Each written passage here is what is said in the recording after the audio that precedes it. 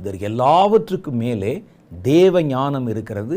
அதை பார்க்க முடியாதபடி இன்னைக்கு சத்துருவானவன் பல தந்திரங்களை கொண்டு வந்து மனிதர்களை திசை திருப்ப ஆரம்பித்திருக்கிறான்.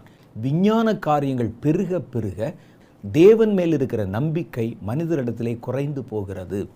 நம்ம 24 மணி நேரமும் அவைகளோட தான் நேரம் செலவழிக்கிறோம். காணப்படாதவைகள் ஆகிய அவருடைய நித்திய வல்லமை, தேவத்துவம் என்பவைகள் உண்டாக்கப்பட்டிருக்கிறவைகளாலே. இப்போ உலகத்தில் 2 இருக்குது. மனிதனால் உண்டாக்கப்பட்டிருக்கிறவைகள், தேவனால் உண்டாக்கப்பட்டிருக்கிறவைகள். தேவனால் உண்டாக்கி வைக்கப்பட்டிருக்கிறவர்கள்லாம் தேவன் மேலே நமக்கு விசுவாசத்தையும் தேவனை குறித்து அறிகிற அறிவையும் நமக்குள்ளே உண்டாக்க வல்லது. அப்போ நீங்கள் என்ன செய்யணும்? நல்ல நேரம் எடுத்து உங்களை சுற்றிலும் நடக்கிற கர்த்தருடைய கிரியைகள் கவனித்து பாருங்கள்.